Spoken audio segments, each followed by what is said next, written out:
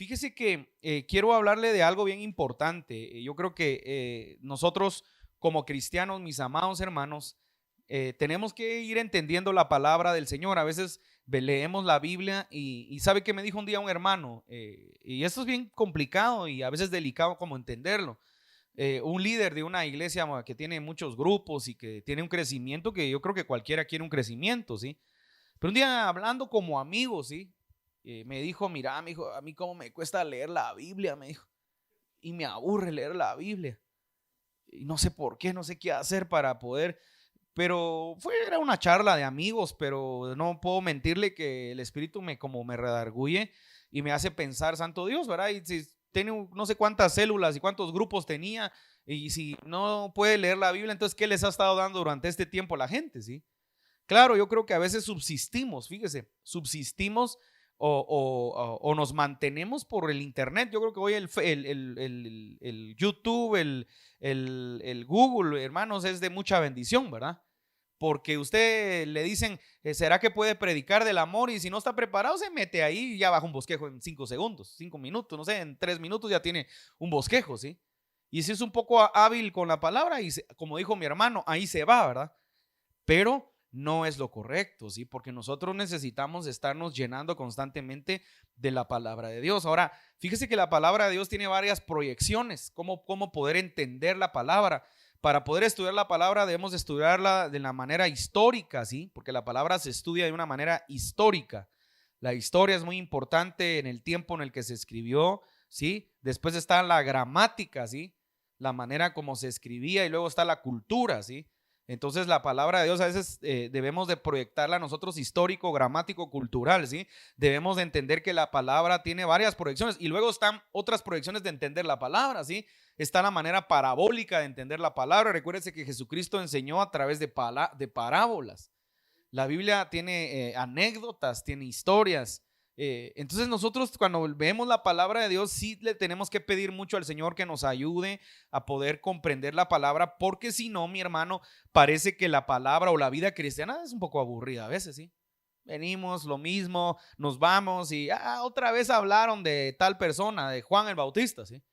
Pero la Biblia tiene varias proyecciones. Ahora vamos a ver una proyección. Fíjese pues, Jesucristo, usted sabe muy bien que Jesucristo era familiar de Juan el Bautista, ¿sí? ¿Sabe? Se recuerda de eso, ¿sí? Y dice la Biblia que cuando Elizabeth estaba embarazada y María llegó, dice que los estómagos se toparon, así, un choque de panzas, ¿sí? De panzas bendecidas. Y dice que Juan fue lleno desde el vientre del Espíritu Santo por haberse acercado a Jesucristo en el vientre, ¿sí? Sí me entiende cómo está la proyección, ¿sí? Entonces eran familiares y luego, pero Juan el Bautista era más grande de edad, obviamente nació antes. Y entonces dice la Biblia que Dios lo utilizó para ser un mensajero, para llevar la palabra.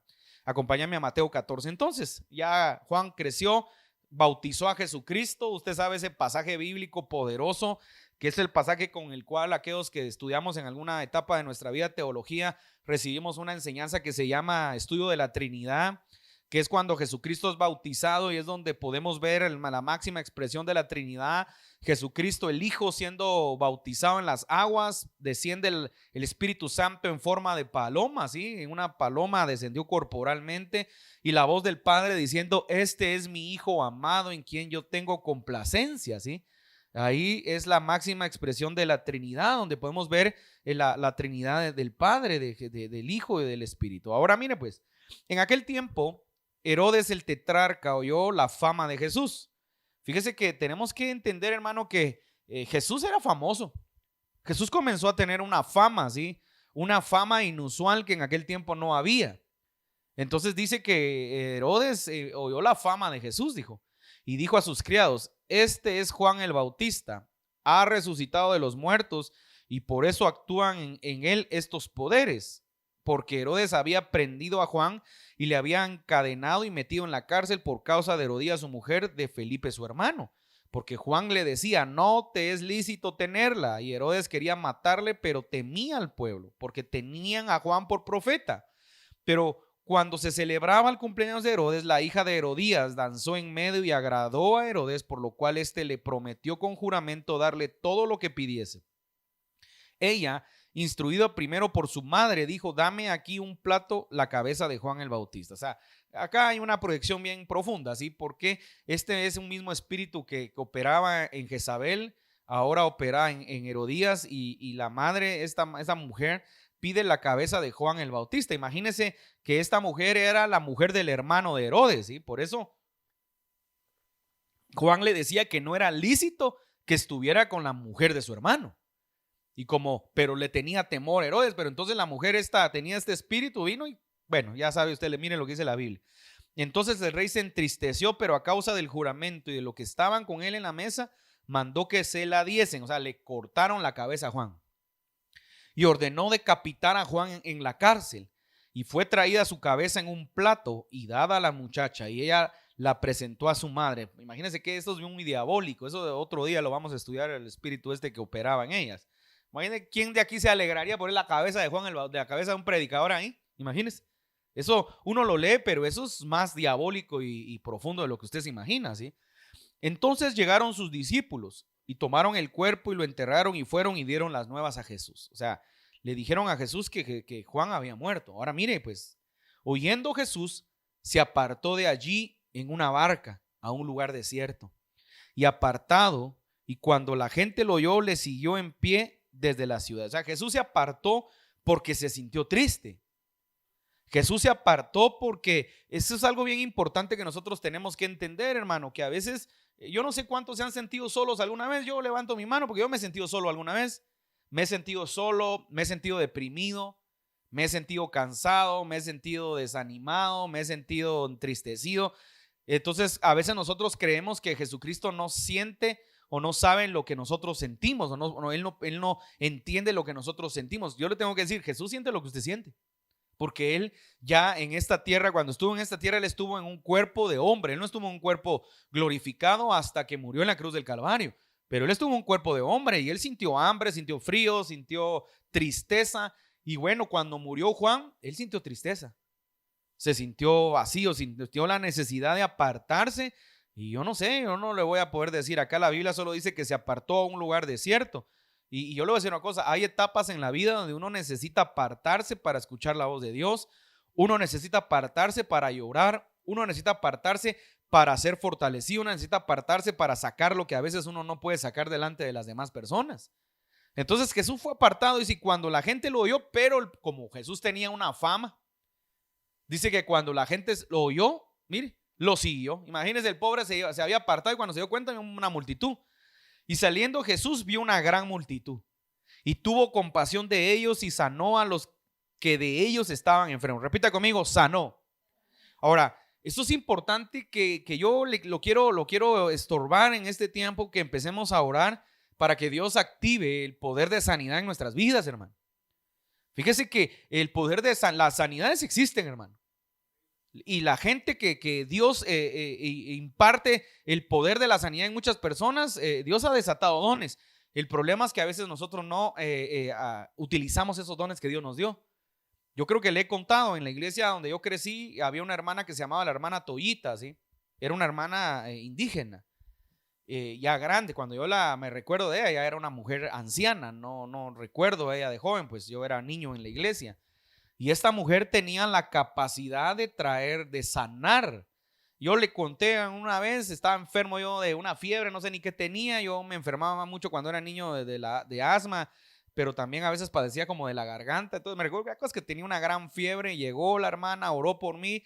En el lapso que ella oró, se puso a hablar con mi mamá y se me quitó, tipo el cuadro de la suegra de Pedro, se me quitó la fiebre y me puse a jugar como cualquier niño que juega, ¿sí? Entonces, sanidades hay muchas, hermano. La Biblia nos habla, dice que Jesús sanó a los que estaban enfermos. Fíjese que hace muchos años, me recuerdo que hubo aquellas campañas del predicador G.J. Ávila.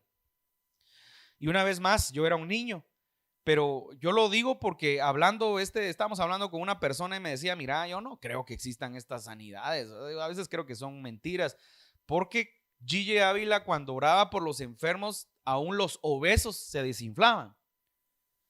Entonces, cuando un predicador, Dante Gebel, una vez haciendo como un poco de chiste, él, pero no chiste, sino él estaba diciendo, él contaba esto y él hacía la voz hasta de Gigi Ávila, que ahora todos los gorditos se desinflan por el poder. La gente se reía, pero era cierto. Pero yo le cuento a esta persona, le decía, mira, no, vive Jehová, que no voy a mentir, que yo era niño cuando en una ocasión yo estaba en una de las campañas de Gigi Ávila en el parque, en el campo Marte, perdón, en los campos aquellos del Roosevelt que habían antes, yo no sé ni dónde están ahora. Ahí me recuerdo que se hizo una de las cruzadas, no sé cuántas se hicieron acá, pero la que yo tengo noción, yo iba enfermo del asma y me recuerdo que entonces nos sentaron en un lugar donde estaban los enfermos y de verdad yo lo cuento porque eso es verdadero, o sea, para que sepamos que sí pueden haber sanidades. Y me recuerdo que en eso había un pick-up y se subió una mujer gorda, obesa, y yo como niño pensé como un niño, ¿sí? Y yo cuando vi dije, esa mujer que gorda, y apachó el carro. Eso fue lo que yo dije, ¿sí? Porque eso fue lo que pasó. Cuando ella se subió, se aplastó el pick-up, porque ella quería como estar bien. Y cuando Gigi comenzó a orar y empezaron a pasar liberaciones y sanidades, de verdad, yo lo vi, no me lo contó, eso no es porque Dante Gebel lo cuente, yo lo vi. El carro se levantó y la mujer se desinfló, ¿sí? Entonces me decía esta persona que le hablaba, pero ¿y por qué pasa eso si el bajar de peso es cuestión de nosotros? Entonces yo le decía, no, fíjate que yo a veces creo que sí, pues claro, nosotros tenemos que cuidar nuestra alimentación y nuestra salud, pero estos modelos, estas maneras como Dios sana, a lo mejor hay gente obesa que tiene problemas del alma, vacíos del corazón, soledades, trastornos mentales. O unas depresiones muy grandes. Entonces tal vez Dios hacía esto para incentivarlos a ver que pueden haber esperanza de vida y que Cristo es esperanza de vida, dice la palabra.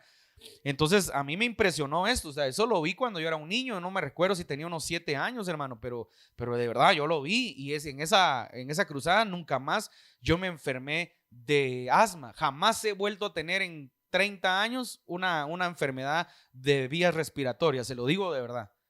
Y cuando comenzó la pandemia, yo le dije a mi esposa que yo jamás me enfermo de gripe. Yo llegaba a casas, hacíamos grupos y estaba aquella gente como está ahorita que todos andan malos de la gripe o del COVID.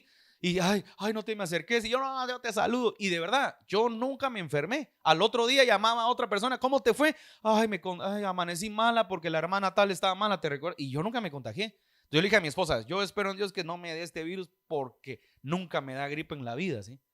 Entonces, bueno, nos dio el virus y gracias al Señor no me dio, pero ni un moco me salió, ¿sí? Entonces agradezco al Señor, claro, ¿verdad? Pero ojo con esto, dice, y tuvo compasión de ellos y sanó a los que de ellos estaban enfermos. Entonces, ¿por qué le doy tanta vuelta? Porque necesitamos ejercer autoridad y necesitamos creer que el Señor puede investirnos de poder para sanar a la gente. Hermano, estamos en un tiempo donde el evangelio se está enfriando. Yo no voy a decir el nombre porque nosotros nos proyectamos, somos un ministerio tal vez pequeño si usted quiere, pero estaba viendo ahorita una iglesia muy grande que me gusta mucho en Estados Unidos, hermano, vacía totalmente. Es que es un monstruo de iglesia y está vacía, ¿sí?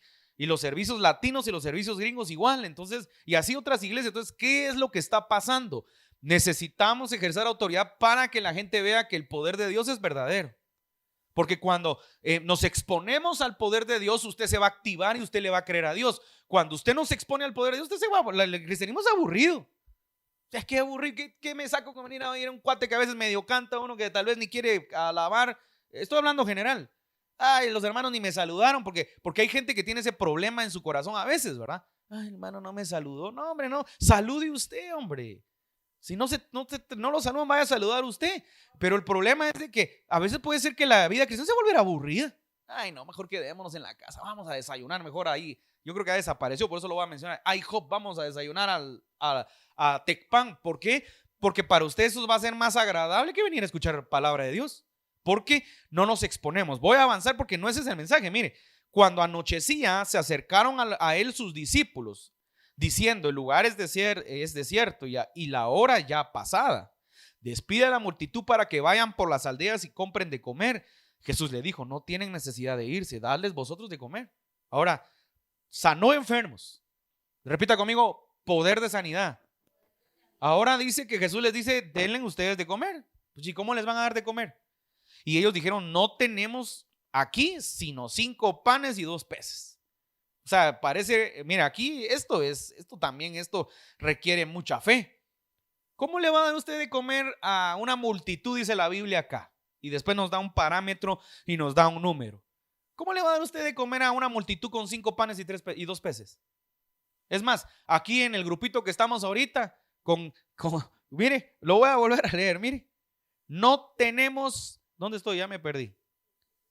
En el 16, Jesús le dijo, no tienen necesidad de irse, denles vosotros de comer. Y ellos dijeron, no tenemos aquí sino 5 panes y 2 peces, hermano. 5 panes me como yo en el desayuno, porque eso estoy gordo, ¿sí? Y 2 peces me va a comer en el almuerzo. Si son pequeños, solo yo me los como. Entonces imagínense que yo le dijera, hermano, con 5 panes, 2 vénganse, vengamos todos a almorzar ahorita. ¿Verdad que alguno va a decir, me va a seguir el rollo? Y tal vez parte un pedacito para cada uno, ¿sí? Y nos quedamos ahí como que fuera la hostia, ¿sí? Pero para que tengamos, le hablo esto para que tengamos la imagen. Y ellos dijeron, entonces, perdón, 19, entonces mandó a la gente a recostarse sobre la hierba. Perdón ustedes, 16, 17. Y ellos dijeron, no tenemos aquí sino 5 panes y 2 peces. Y el 18, y él les dijo, tráemelos acá. Entonces mandó a la gente a recostarse sobre la hierba y tomando los 5 panes y los 2 peces. Mire qué interesante la Biblia. ¿Qué nos repite la Biblia? En menos de 3 versículos nos está repitiendo a cada rato. ¿Cuánto? 5 panes y 2 peces. 5 panes y 2 peces. Quiero que te lleves esa fórmula a tu casa. No importa si tienes 5 panes y 2 peces, el resultado va a ser, repite conmigo, multiplicación. 5 panes y 2 peces igual multiplicación. 5 panes y 2 peces igual Dios hace imposibles. 5 panes y 2 peces, Dios es capaz de romper nuestra mentalidad a las cosas que no tenemos pensado que pueden pasar. 5 panes y 2 peces no caben en nuestra matemática, pero la matemática de Dios es diferente. Mire, es lo que la Biblia nos está diciendo. Mire el 19. Entonces mandó a que la gente, pero mire, desde el 16, no tienen necesidad de irse, denle ustedes de comer. 17, no tenemos aquí sino 5 panes y 2 peces.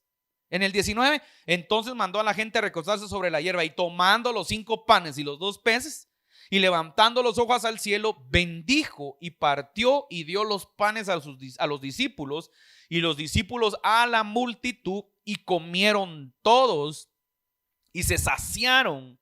Me voy a parar acá porque hasta la versión Reina Valera tiene un punto y coma para que me detenga. Para usted, ¿qué es saciarse? Ayúdeme.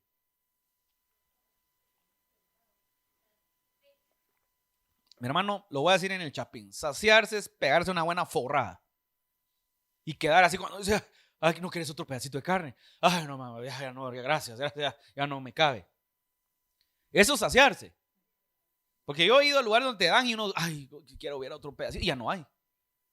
Una vez fuimos con unos hermanos muy lindos, nos invitaron a comer una comida típica y la gente pensó que no iba a llegar, íbamos a ir nosotros con mi esposa, y ahí está mi esposa, te decían, ya no había más. Nos dieron un pedacito y así como apenados, ya no había más, porque a veces hay gente que cocina exacto lo que es una porción para cada uno, ¿sí?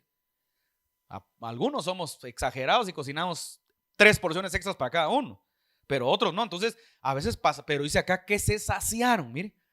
Y partió los 2 panes y los discípulos a la multitud y comieron todos y se saciaron y recogieron lo que sobró de los pedazos, 12 cestas llenas, y los que comieron fueron como 5,000 hombres, sin contar las mujeres y los niños. Aquí te rompe la cabeza.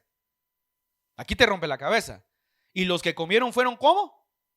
Como 5,000 hombres, sin contar las mujeres y los niños. Ayúdeme algún matemático que no sé cuántas personas cree usted que pudieron ser. Si fueron 5,000 hombres y cada hombre, digamos que cada hombre tenía una mujer, son 10,000. Y si cada uno tenía por lo menos, digamos, 2 niñitos, ayúdeme, ¿cuánto es? Santo Dios, 20,000 personas. Y todavía sobraron 12 cestas. Entonces, 5 panes, repita conmigo, 5 panes y 2 peces, igual 20,000. ¿Verdad que no encaja eso? Es que es ridículo, hermano, deje de decir tonteras, hombre, mejor predique. Es que no encaja, ¿sí? ¿Cómo así? 5 panes y 2 peces, igual 20,000 para 20,000 personas. No estoy hablando de 20,000 quetzales, 20,000 dinero, 20,000 personas. Repita conmigo, sobrenaturalidad. Entonces, mire pues, ¿qué es lo que Jesús comienza? Jesús con una cátedra de día, una cátedra de formación para sus discípulos, donde ejerce autoridad para que haya sanidad. O sea, si alguien está enfermo, tengo la capacidad de declarar sanidad sobre su vida. Y si alguien está escaso, yo tengo la capacidad, la autoridad para declarar multiplicación donde pareciera que hay escasez. Ahí ejerces en medio de esas dos acciones de sanidad o de multiplicación, es lo mismo que ejerces. Tienes que ejercer fe. Repite conmigo, fe. O sea, el problema es cómo está nuestra fe. Cómo manejamos nuestra fe a diario. Mire, entonces viene el tiempo, ahora viene el día el momento del examen. Repite conmigo, examen. Aquí hay varios universitarios y varios jóvenes estudiantes, ¿sí? Yo ya tengo años que no me hago exámenes. Yo tenía un problema. Cuando yo estudié no estaban ahora esas modalidades de competencias, un montón de cosas que hay hoy en día, pero yo era una persona muy, no me voy a decir nerdo, pero tal vez si quiere me voy a echar un poco de flores, pero yo no soportaba los exámenes tan largos, me desesperaba en el examen y a veces lo sabía tanto que quería hacerlo en menos de 5 minutos, quería salir del examen, ¿sí? Esa era una cualidad que siempre tuve, ¿sí? Y pues lo tuve, ¿qué puedo hacer? Ahí está mi esposa de testiga, que ella a veces me ayudaba a hacer algunas tareas, pero en el examen yo era así como que ese examen era pan comido. Yo no estudiaba a veces ni para los exámenes. Pero, ¿por qué le digo esto? Tengo ratos de no hacer examen, entonces no sé cómo serán ahora los jóvenes de acá, los universitarios. Pero mire, acá los discípulos les pasaron un examen, así que te van a pasar un examen a ti y a mí. 22. Jesús anda sobre el mar. Enseguida Jesús hizo a sus discípulos entrar en la barca e ir delante de él a otra ribera, entre tanto que él despedía a la multitud. Mire, eso es algo bien pastoral. Voy así rápido. Eso es algo bien pastoral, porque fíjese qué interesante. Dice que mientras le dijo, ¿saben qué, mucha? Váyanse, porque así Jesús tipo chapín, tipo guatemalteco, ¿verdad? ¿Saben qué, muchachos? Váyanse, adelántense, súbanse a la barca, por favor, y me esperan del otro lado, preparan, de repente encuentran algo, lo preparan, ahorita llego yo, solo me quedo despidiendo acá. Y se quedó haciendo la labor pastoral. Sí, Dios te bendiga, vea que tú sanaste, y me imagino que se sabe ni cuánto se tardó. Bueno, aquí más o menos tenemos la noción. Despedida la multitud, subió al monte a orar aparte. Mire qué cátedra de disciplina. ¿Qué hace usted cuando termina el servicio? Se va a comer, se va a ver una película en la tarde, se va a dormir, ¿verdad? Algunos, ¿verdad? Y algunos tal vez me dicen, ay, pastor, yo me voy a trabajar. Bueno, esas son excepciones. Pero digamos que la mayoría, lo que menos me va a decir alguien que se va a ir a orar, ¿verdad? Voy a llamar a la hermana Juanita, tal hermana que, ay, hermano, salí del servicio, almorcé y me puse a clamarle al Señor. Puede haber, de 20 puede haber una, ¿sí? Pero no pasa, eso no lo hace nadie, ¿sí? Despedida la multitud, subió al monte a orar aparte. Bueno, yo mejor le voy a abrir mi corazón. Mi hermano, cuando nosotros vamos con mi esposa, que Dios nos permite viajar y estar en algunos eventos, de verdad yo cuando salgo del evento lo que menos quiero es ponerme a orar, es la verdad. Que quiero ir a dormir, quiero ir a comer, no sé, pero lo que menos quiero es ir a orar, ¿sí? Se fue a orar aparte. Y cuando llegó la noche, estaba allí solo, o sea, llegó la noche. Y ya la barca estaba en medio del mar, azotada por las olas, porque el viento era contrario. Mas a la cuarta vigilia de la noche, Jesús vino a ellos a las 3 de la mañana. Jesús vino a ellos andando sobre el mar. Bueno, aquí empieza lo sobrenatural. Ahora mire, pues qué interesante, porque estas cosas son cosas que se predican y a veces uno no entiende. ¿Cómo caminó Jesús sobre el mar? Ayúdeme a entender eso. ¿Por qué Jesús se presenta con sus discípulos caminando sobre el mar? A mí me fascina con mi esposa, mire, me encanta el mar, ¿sí? Ahorita si yo quisiera, si tuviera la oportunidad, ahorita agarro el carro y me voy para el mar ahorita, ¿sí? Me gusta mucho, de verdad. Me gusta, o sea, y ahí está mi esposa. Yo cuando estoy en el mar, no sé, me gusta estar en el mar, no sé, que hay algo ahí que me desestresa, a mí me gusta, ¿sí? Entonces, pero Jesús andaba caminando sobre el mar. Entonces explíqueme de una manera física eso. Explíqueme. ¿Cómo me explicaría usted científicamente qué fue lo que Jesús hizo caminando sobre el agua? ¿Sí? ¿Por qué se presenta caminando sobre el agua? ¿Qué estaba payaseando? ¿Qué estaba haciendo Jesús? Mire.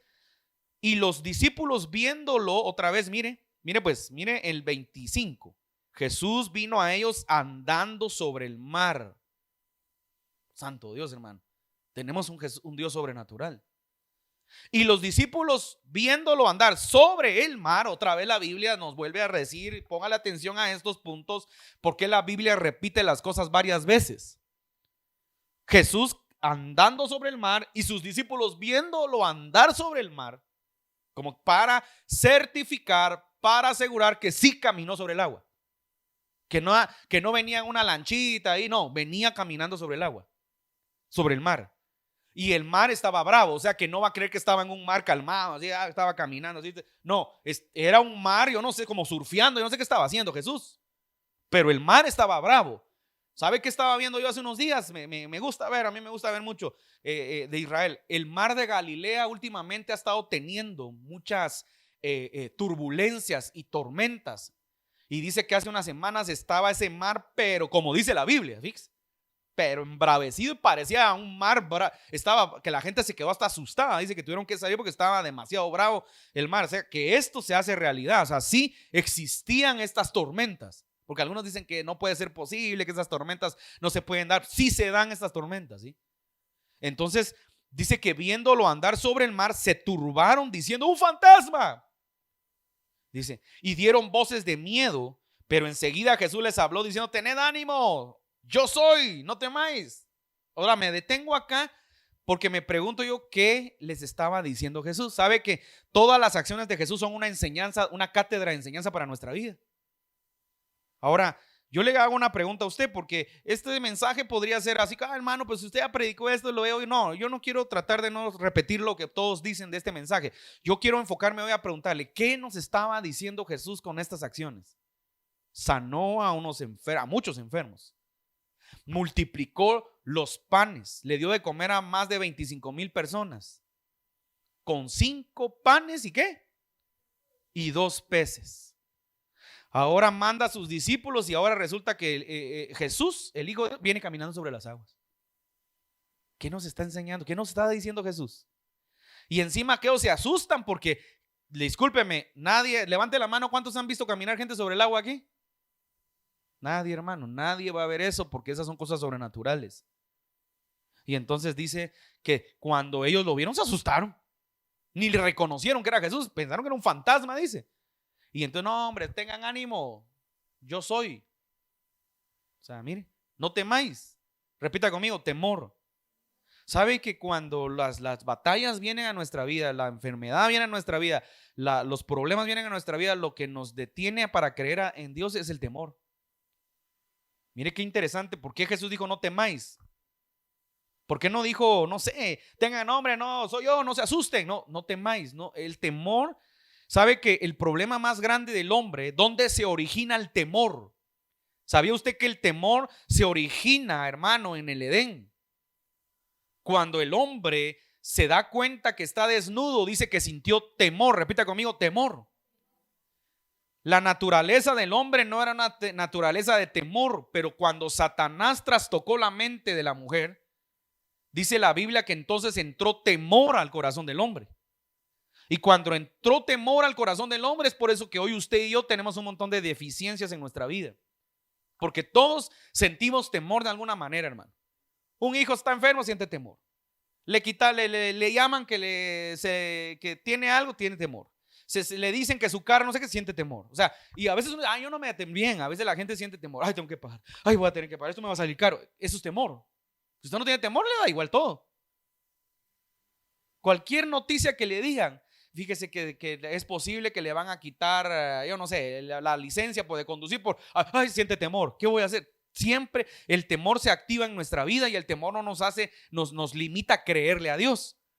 Entonces le respondió Pedro, mire, Pedro, y dijo: Señor, si eres tú, manda que vaya yo a ti sobre las aguas. Y él le dijo: ven. Descendiendo Pedro de la barca, andaba sobre las aguas para ir a Jesús. Aquí, ahora, ¿cuál es la enseñanza? Porque acá tenemos que entender algo, hermano. Tú y yo tenemos cierta capacidad para poder desarrollar poder, pero necesitamos creer. Repite conmigo: creer.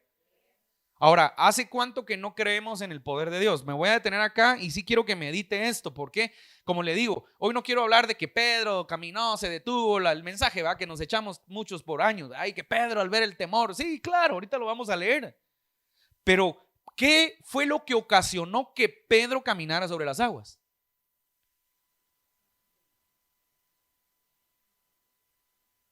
Mire, Pérez, ¿de dónde se sacó Pedro eso? Es que es donde no entendemos nosotros por qué Dios lo dejó a Pedro como encargado de las llaves de la iglesia, ¿sí? Usted quiere, pues. Entonces le respondió Pedro y dijo: Señor, si eres tú, manda que yo camine. O sea, como quien dice: yo también quiero caminar. Pero ¿cuál es la enseñanza que nos está dando Dios? Porque Dios permite que pase esto para enseñarnos algo. Cuando Pedro comienza a caminar sobre el agua, lo que Dios nos está diciendo es: todo aquel, escuche esto, que obedece mi voz, todo aquel que reconoce que soy yo, todo aquel que camina en mi palabra y todo aquel que cree en mí puede caminar y hacer las obras, porque Jesús dijo: todo aquel que en mí cree, mayores obras de las que yo he hecho hará. El problema es que nosotros a veces no entendemos esa relación con Jesús, no la tenemos verdaderamente establecida, y por eso el evangelio se vuelve apagado, aburrido, monótono, no ejercemos autoridad. Yo creo que este es el tiempo, hermano, donde Dios quiere activar a aquellas personas que puedan orar por enfermos y que estos sanen, sin esperar gloria humana. ¿Sabe cuál es el problema de la gente? Que el hombre siempre espera la gloria humana. La gente siempre espera: el hermano cuando oran, Dios lo sana, invitemos. Yo creo, hermano, que Dios va al plano que la Biblia nos está dando parámetros, la fama. O sea, Jesús tenía fama. O sea, que te va a seguir la fama. De repente, si Dios te usa, te van a empezar a llamar. El problema no está que te llamen, el problema está que hay en tu corazón. Entonces dice, entonces le respondió Pedro y dijo: Señor, si eres tú. Claro que era él. Manda que vaya a ti. Y dijo: ven. Entonces ven. Y cuando lo llamó, dice, Pedro comenzó a caminar sobre las aguas. O sea que el único hombre que ha roto las leyes de la física es Pedro. Y caminó sobre las aguas. ¿Cómo me explica usted eso? Pero al ver el fuerte viento tuvo miedo. Repita conmigo otra vez: miedo. O sea, el problema que hace que no desarrollemos nuestra fe es el temor. Fíjese pues, yo le digo ahorita a usted, hablemos algo material, porque como es para que usted me entienda, ¿va? No sé si va a haber un religioso aquí, pero yo le digo ahorita: ¿cuántos quieren un BMW X5, X3? ¿Verdad? Motor twin turbo, ¿verdad? Usted lo dice amén, puede ser, pero ya en su mente: no, ¿y dónde lo voy a parquear? ¿Y cómo le voy a pagar el seguro? Fíjese, pues empieza la mente ya. Y cuando me vean van a decir que soy narco. Y entonces, y si no, me explico, es tu mente pequeña, porque nuestra mente no encaja con estas cosas, ¿sí? Yo no estoy diciendo, porque la gente, hermanos, que ya no, la gente a veces es muy religioso: ya no hay que estar predicando eso porque ya viene Cristo. Claro que hay que predicar la palabra correcta, pero déjeme de cuentos, hermano, usted quiere ser bendecido. Hermano, si la Biblia dice que somos reyes y somos sacerdotes, quiere decir que Dios quiere levantar gente de reinado, gente que tenga bendición. ¿Por qué no tiene bendición? Porque seguimos pensando muy pequeños, ¿sí? Muy mediocremente. Yo se lo digo, por años yo oigo a la gente: hermanos, pidiéndole al Señor que aunque sea una mi carcachita me dé.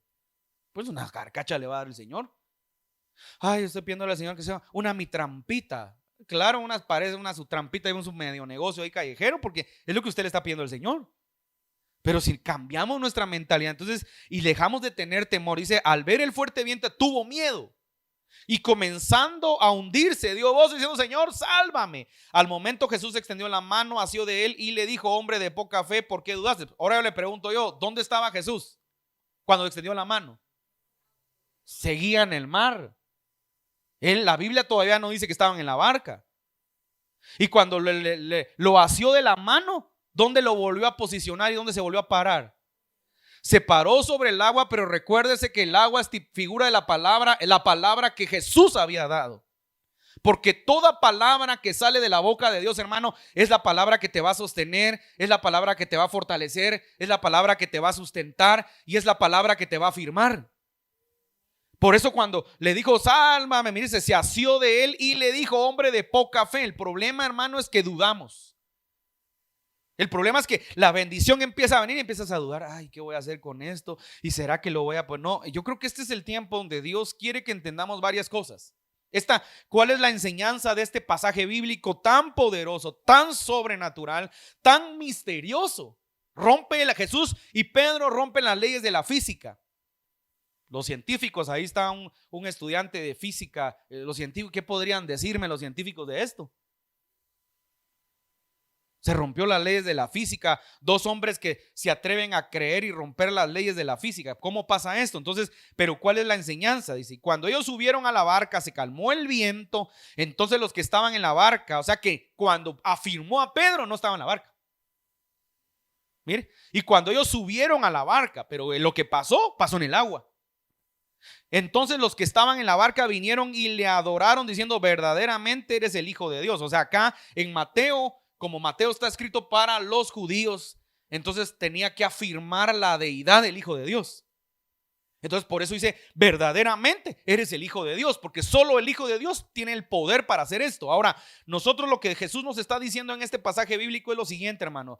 Este tiempo que estamos viviendo nosotros en la iglesia, vení, Eric, por favor.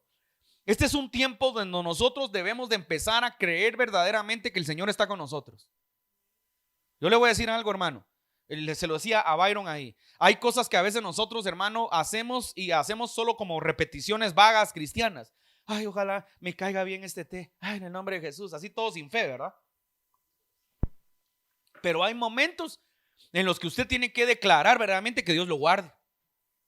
Hay momentos donde sí tenemos que ejercer autoridad y decir, Señor, me voy a tomar esto en el nombre de Jesús, pero necesito sentirme bien. Le voy a decir, yo padezco mucho de problemas gástricos, hermano. Tengo que estar controlando. Y la bomba de medicamentos que me dejaron, de verdad, yo le decía a Byron hoy, ahí está mi esposa, toda vez que me tomaba decía, Señor, por favor, que esto no me lastimó el estómago como en otras ocasiones. Un antibiótico en 2 días, yo tengo unos cólicos y estoy con el colon inflamado. A veces tenemos que declarar, y no solo para esto, tenemos que declarar lo que usted necesita en su vida. Fíjese pues, estamos en un momento, hermano, donde Dios nos está hablando de sanidad. Hablemos de sanidad. ¿Cuánta gente enferma hoy en día? Mire, hay pastores que estoy viendo que el enemigo está atacando a los ministros, hermano. Los está debilitando en su fe, los está debilitando en su confianza, los está debilitando en su salud. Hermano, Dios necesita hombres y mujeres que ejerzan autoridad y que oren por los enfermos. Hermano, estamos viendo lo que está pasando en Guatemala, hermano. Tanta pobreza, tanta tristeza. La gente se está muriendo sin Cristo. Y nosotros con una indiferencia necesitamos comenzar a ejercer realmente la autoridad. El milagro de multiplicación, hermano, en la vida de los discípulos. Aguanten que sobran 12 cestas. ¿Y cuántos discípulos eran? ¿Qué les estaba diciendo Jesús a sus discípulos? Por cada cesta que sobró, hay una representación de la multiplicación, que cada uno de ellos tenía la misma autoridad para poderlo hacer. Usted y yo tenemos la autoridad para multiplicar, lo que decía Gaby ahora. ¿Sabe una cosa? Lo que pasó en la pandemia, hermano, es la muestra, hermano, de que Dios está en control de todo. Y yo sé que hubieron personas que en algún momento tambalearon, porque no se trata de quién es mejor ni quién no. Se trata que a veces Dios está formando nuestro carácter, está formando nuestra fe, nos está enseñando. No sé cómo decir esto porque se graba, pero no creo que me vean. Pero yo le voy a decir algo, hermano. Nosotros con mi familia somos ministros. Dios nos llamó, nosotros dejamos nuestra empresa. De verdad yo no la quería dejar. Yo creo que el llamado ha sido muy difícil en mi vida, porque yo quería dedicarme a ser un hombre de empresa, ¿sí? Es la verdad. Y cuando trabajé, yo fui un José, me llamo José, y de verdad yo era un José, me bendecí. Yo siempre obtenía el salario de un profesional cuando yo no era profesional, y es real. Ahí está mi esposa, sabe que no estoy exagerando ni me estoy inventando nada. Cuando tenía apenas, me acababa de recién graduar, yo ganaba lo que ganaba un profesional, y yo era un pato que no sabía trabajar, pues estaba aprendiendo a trabajar, porque era un José, me explico. Y siempre me ha aferrado a la naturaleza de mi nombre, y soy José. Entonces cuando comenzó la pandemia, hermano, que lo que decía Gaby, esto me recuerdo el toque de queda y toda esta cosa, y todo fue así, algo bien pues difícil de sobrellevar, y no pudieron haber servicios. Nosotros vivimos en un lugar donde, creo yo, lo voy a decir así con cuidado, pero es la verdad, donde hay una familia muy bendecida, ¿sí? Que son gente muy bendecida, muy próspera, con buenos trabajos, etcétera, etcétera. Y nosotros somos ministros. Pero yo le voy a decir una cosa, no parecía haber ninguna diferencia, porque mi padre, que es millonario, porque yo tengo un papá millonario, ¿sí? Mi padre nos suplió de todo. Que le voy a decir una cosa, no había ninguna diferencia entre las dos familias, porque la única diferencia era que unos somos más negritos y más blanquitos que otros, ¿sí? Pero de verdad, le estoy hablando en serio. Pero no había ninguna diferencia en cuanto a todo, la comida, la que llegaban a dejar comida, que llegaban, no porque seamos buenos, sino porque Dios es bueno. Porque Dios nos suplió, porque Dios se encargó de nosotros. Entonces la pandemia, claro, hermano, en un momento fue triste, fue dolorosa, pero de verdad creo que en el momento más importante en donde yo he entendido que Dios es nuestro sustentador y Dios es nuestro proveedor fue en esa pandemia. Porque se lo voy a decir de esta manera y no quiero que nadie se sienta mal ni herir susceptibilidades, pero hubieron personas que no diezmaron ni dieron ofrendas ni nada. Y no le voy a mentir, cuando comencé, ay Señor, ¿ahora qué voy a hacer? Y el Señor me dijo, no, yo seré tu proveedor. Yo dije que te iba a proveer y yo te llamé y yo te voy a demostrar que soy tu proveedor. Y de verdad, no le voy a mentir, un momento que el temor quiso entrar a mi mente. Señor, ¿será cierto, Padre? Y el Señor me demostró que Él era mi proveedor. Entonces surgen aquellos as bajo la manga del Señor, ¿sí? De repente la llamada, típica llamada que a veces, hoy ya me acostumbré a veces, ¿sí? Antes no, pero ya me acostumbré. Aquellas típicas llamadas cuando tú te das cuenta del número del hermano que no lo has visto en 2-3 años. Me está llamando, lo que dice Gaby, ¿verdad? Santo Dios, ¿y este qué querrá? Y cuando tú lo llamas, ¿cuál crees que era la llamada? Pastor, ¿cómo estás? Mira, tengo ratos, pero el Señor me dijo. Mira esto, a mí me impresionaba eso. El Señor me dijo que mi diezmo este mes fuera para ti. ¿Cómo Dios dice eso, hermano? Eso rompe teología. No te voy a decir ni a qué iglesia se congrega el hermano, porque ya creo que le caigo mal a ese pastor. El Señor me dijo que ese diezmo tiene que ser para ti. Santo Dios, ¿qué le puedo decir si me dice que Dios le dijo? Pues amén, ¿verdad? A los 2 días otra llamada, una hermana, pastor, ¿cómo estás? También de una iglesia, no le voy a decir de cuál. Fíjate, pastor, que hice una venta muy grande en este tiempo tan difícil. Y cuando vendí, separé mi diezmo, ¿qué cree? Dice que Dios le dijo. Es que decir que Dios le dijo, hermano, no sé, no me siento digno de eso. Le abro mi corazón, yo se lo cuento ahorita, pero yo no me siento digno. Pero Dios me dijo que el diezmo tenía que ser para usted. Santo Dios. Entonces yo le digo al Señor, Señor, saque Dios y rompe el orden de lo que Él quiera romper. Porque ese diezmo le correspondía al hermano tal, que no le voy a decir quién es. Pero dice que Dios le dijo. ¿Y yo cómo le debato que Dios te dijo? Bueno, hermano, entonces oremos y bendigamos ese diezmo. Entonces, como que Dios diciéndome, no te preocupes. Si este se apaga, estos no pueden, yo levanto quien pueda. Pero yo soy tu proveedor. Pero ¿sabe qué me decía Dios en todo eso? No tengas temor. Eso es lo que te quiero enseñar esta mañana. Eso era lo que Dios me decía, porque no te voy a mentir, que venía el temor a mi mente. Yo decía, Señor, gracias, otra semana más. Pero después me empecé a dar cuenta de lo que decía Gaby. Ya no me cabían las cosas en el refrigerador. Santo Dios, dije, entonces me va a echar a perder todo esto. Entonces, ¿sabe qué? Empezamos con mi esposa. Empezamos a hacer bolsas y empezamos a ir a dejar. Y empezamos a ir a darle a la gente y empezamos a recibir ofrendas. Y entonces le dije al Señor, bueno, Señor, yo quiero que mi vaso se llene, le dije. Pero mi vaso se tiene que llenar solamente cuando me vacío. Y ahí están mis hijos de testigos. Nos fuimos y empezamos a hacer bolsas. Y yo le dije al Señor, yo no quiero dar esas bolsas porque yo bendigo. Porque sé, hermano, sé que a veces no se va a poder darle a todos. Pero yo le dije, yo no quiero esas bolsitas con unos fideos. No, yo quiero llevar unas bolsas de medio quintal o de 2 quintales. Y eso fue lo que el Señor nos permitió llevar. Llevamos bolsas de varios quintales a varias personas. Llevaban frijol, arroz, huevos, jamón, carne, pollo. Me explico. Y no es para un día, eso era para unos 15 días. Solo que sean muy comelones, pues de plano. ¿Por qué? Porque es la manera como Dios. Pero ¿sabe qué me decía el Señor? Otra vez, cuando me sentía atemorizado, no tengas temor. Entonces hoy entiendo lo que Jesús le estaba diciendo a Pedro. O sea, el temor te va a limitar a alcanzar a ver las maravillas de Dios en tu vida. No tengas temor. Yo no sé por qué esté pasando la gente que nos ve. Yo no sé por qué esté pasando a las personas en algún momento. Y si no estás pasando por algo tan difícil, porque a veces uno dice, ay Señor, yo no tengo nada. No, pero entonces puede ser que tengas que desafiarte a cosas más grandes en tu vida. Tal vez te tienes que desafiar, ya es el tiempo de tu salón. Ya es el tiempo de algo propio, ya es el tiempo, yo no sé, de algo que Dios te esté llamando. Y no se trata que estés mal, es el tiempo de creerle al Señor. Entonces Pedro se empezó a hundir cuando dejó de oír la palabra de Dios, la palabra de Jesús, y se empezó a hundir. Pero cuando Jesús lo toma de la mano, lo vuelve a firmar en el agua.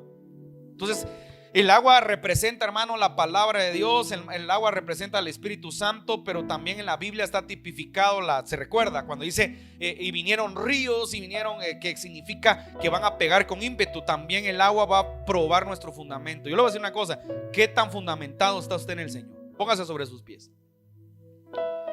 ¿Qué tan fundamentado está usted en el Señor verdaderamente? Los discípulos reconocieron que Él era el Hijo de Dios. Yo le pregunto a usted, y no me diga amén, solo medite: ¿será que reconocemos que Él es el Hijo de Dios realmente? ¿Será que Él es el Hijo de Dios realmente? ¿Estamos convencidos de Jesús? Porque yo quiero en esta mañana, en esta hora, orar para que el Señor afirme en nuestra vida la fe en Cristo Jesús. ¿Sabe por qué? Porque a lo largo de nuestra vida el cristiano se va apagando, hermano, y el cristiano va menospreciando el sacrificio de la cruz. ¿Por qué cree que hay un montón de gente que en las iglesias anda haciendo un montón de cosas? Y cuando digo en las iglesias, no voy a hablar de ninguna iglesia. Toda la iglesia de Cristo está pasando por una etapa difícil. La gente está enfriada, la gente no quiere venir a la iglesia, la gente no quiere buscar de Dios, pero todos queremos las bendiciones de Dios, pero todos queremos la prosperidad de Dios, pero todos queremos estar bien, pero nadie quiere entregarle a Dios nada. Todos queremos ser bendecidos, pero nadie trae una buena ofrenda. Lo que decía Gaby hoy, mire, esa ofrenda de la viuda a mí me impresiona. Yo quisiera predicar de eso siempre, y no por dinero. ¿Cómo una mujer se atreve a despojarse de todo y se lo entrega al Señor? Hermano, yo no sé cuántos alguna vez en su vida hicieron eso. Yo una vez me recuerdo que le dije al Señor: Señor, yo no tengo nada hoy, Señor, y necesito, y no sé por qué siempre me probaba el Señor cuando cumplía años mi hijo Pablo Alejandro. Yo se lo digo, en serio. Ya le conté una vez que me fui a encerrar ahí a una bóveda de banco, y otra vez estaba igual. Señor, ¿qué hago, Padre? Y yo solo tenía una ofrenda y le dije: Señor, te voy a entregar esa ofrenda, y si no me das nada, pues no comemos nada, no le celebro nada. ¿Qué puedo hacer? Y sabe una cosa, a mí me quebranta eso, recordar. Yo entrego esa ofrenda y yo me quedé parado en la iglesia. Yo siempre me senté hasta adelante en la iglesia, ¿sí? Entonces yo me quedé parado y había un hermano, nunca se me olvida, lo honro, al hermano Ronnie. Estaba parado el hermano Ronnie, era un hermano muy próspero. Y estaba parado el hermano Ronnie, pero Ronnie es un hermano así con un temperamento a veces melancólico. Entonces en los servicios siempre se quebrantaba. Y yo, mira, se me quedaba viendo a Ronnie y decía: este plano quiere que le dé palabra, pero yo ahorita no estoy para palabra, yo estoy para que oren por mí. Así que yo en mi mente, ¿sí? Y se me quedaba viendo con unos ojos así de chucho arrepentido. Yo decía: a ver, ¿qué querrá este quiere que ore por? Yo estaba con un conflicto. Yo no quiero orar por nadie ahorita, yo quiero que Dios ore por mí. Yo así estaba, de verdad, porque yo decía: ¿qué voy a hacer para llevar a comer a su cumpleaños? Y cuando te está el servicio, se llega el hermano Ronnie y me dice, así habla el hermano, hermano Pablo, me dice: el Señor me dijo que te diera esto, y esto que tengo es todo lo que tengo, porque él había estado en un proceso bien difícil en ese tiempo. Y cuando él me dice eso, me agarra, me abraza y me da un par de billetes, ¿sí? Y sabe qué interesante, que me dio 2 veces lo que yo le había dado a Dios, que era todo lo que yo tenía, la ofrenda de la viuda. Entonces, cuando uno se le hace rema, ¿qué le pudo haber pasado a la viuda? Hermano, te vas a despojar de cualquier cosa, hombre, porque Dios te va a devolver 2 veces o 100 veces lo que tú diste. Por eso la viuda entregó esa ofrenda. Se quitó el temor. Imagínense el temor que se quitó la viuda. ¿Qué voy a comer? ¿Y qué voy a hacer esta tarde, esta noche? ¿Y qué voy a hacer? No, se quitó, y ella sabía que su padre le tenía que devolver. Y la enseñanza: aguanten que Jesús estaba en el arca viendo las ofrendas, y a la que ves a la viuda, ¿usted cree que no recibió su milagro? Seguro recibió su milagro. Jesús dijo: en verdad todos echaron lo que les daba, pero esta viuda pobre, imagínense, quedó escrito y lo seguimos leyendo por años, y la Biblia dice: el cielo y la tierra pasarán, pero su palabra no pasarán. Y era pobre. Usted no es pobre. ¿Por qué? Porque usted y yo no hemos dado todo lo que tenemos para vivir. Imagínense que demos todo para vivir. Me quedo ahorita con buenos celulares. Al rato 1, 2, 3, 4, unos 40 celulares aquí ahorita. Y entre esos unos buenos iPhone, ¿verdad? Aquí nadie va a hecho eso ni lo hará. Entonces entendamos la proyección de la profundidad. Entonces quítate el temor, porque el temor muchas veces, hermano, nos va a limitar a ejercer autoridad. Le voy a hablar así rápido a aquellos que Dios tal vez en algún momento les está haciendo algún llamado para orar por enfermos. Y a veces tal vez, que sentí de Dios orar por ver, mejor vámonos. No, ore, hombre. declare una palabra, hermano. Dios puede hacer un milagro. ¿Sabe una cosa? Ahí está la hermana Estelita, ¿sí? Nos llamó, su hija andaba en un crucero y dio positivo en el crucero, en la entrada del crucero. Y entonces me dice: ay, pastor, me dio positivo, ¿y qué vamos a hacer? Oremos y declaremos que cuando entres al crucero se te va a quitar el mal. ¿Te crees? Ahí está mi esposa. Oramos por eso. ¿Qué cree que pasó? Entró al crucero, el crucero aparcó, yo no sé en qué isla, se metió al mar y se le quitó el mal. Ya no se sintió mala, ni tuvo moco, ni tuvo nada. Y estaba enferma. Hasta ella dice que cree que el agua salada. Sí, claro que sí. Pero yo le voy a decir, es que usted tiene que entender que sí tenemos autoridad, que si no, la iglesia, hermano, no va a demostrar que está viva. Tenemos que demostrar. Ahorita es el tiempo para empezar a demostrarle a esa gente que está fría que Dios es verdadero, a esa gente que está apagada que Dios es real, a esa gente que es mediocre, que mediocre es alguien que vive su vida, hoy está espiritual y mañana está carnal, hoy está fuego, mañana ya no viene a la iglesia. Hoy Dios me habló, hermano, voy a ser fiel. Y hermano, ¿qué pasó? Es que fíjese que me invitaron al puerto, ya no vine. Pero se apareció en 15 días, no viene. Y no se trata, hermano, que no pueda dejar de venir porque se tenga que ir a pasear. Se trata que a veces nos apagamos. Entonces, este es el tiempo de pedirle al Señor, hermano, que Dios lo empiece a usar a usted. Ore. Ese es el evangelio, ese evangelio, hermano, de multitudes que muchos quieren. Yo creo que este es el tiempo del evangelio peer to peer, ¿verdad? De persona a persona. Ore por un amigo, ore por una persona y declare un milagro, y usted se va a dar cuenta que Dios va a empezar a hacer milagros en su vida. La gente lo va a llamar, va a decir: hermana, puede venir a orar. Fíjese, un día usted oró y pasó tal cosa. Yo voy a volver a decirle que ore por mí. Empiece a orar y a declarar lo que Dios puede hacer en la vida de otra persona, porque cuando usted empieza a declarar en la vida de otra persona, Dios también lo va a hacer en su vida. Abraham, dice la Biblia, no tenía hijos, y cuando fue a la casa de Faraón, mire qué curioso esto, y con esto termino y oramos. Es para que entienda, porque a veces uno dice: es que como yo no tengo eso. No importa. ¿Y quién le dijo a usted que para que usted pueda desatar sanidad usted tiene que estar sano? ¿Sabe? He orado por mucha gente enferma y yo sigo teniendo malestares en la espalda. Ahí está mi esposa. Hay días, hermano, que me da hasta pena estar llamando a Fernando a decir: este pastor está más fregado que la palabra. ¿Pero por qué cree? Porque tengo achaques, me duele la espalda, me siento cansado, me duele el cuello, me siento mal a veces. Y un día el Señor me dijo: no, deja eso, absorbes las cargas de los demás. Y le tengo que hacerle ganas con eso. Entonces, ¿sabe qué? Dice la Biblia que Abraham oró por Faraón y tuvieron hijos. Y Abraham no había tenido hijos. ¿Cómo me explica usted? Un hombre que su esposa era estéril y él ya casi era también estéril por la vejez, oraba por personas, y las personas tenían hijos y él no tenía. Porque mientras tú ejerzas la autoridad y declares palabras de vida, palabras de bendición sobre otros, aunque tú no lo tengas, tarde o temprano tu milagro va a llegar. Y después usted sabe la historia de Abraham, tuvo a su Isaac. Y así tenemos que entender, hermano, que Dios muchas veces va a querer tu sacrificio, va a querer que te entregues para que Dios use tu vida. Oremos ahí donde está. Padre, en el nombre poderoso de Jesús, te pedimos en esta hora.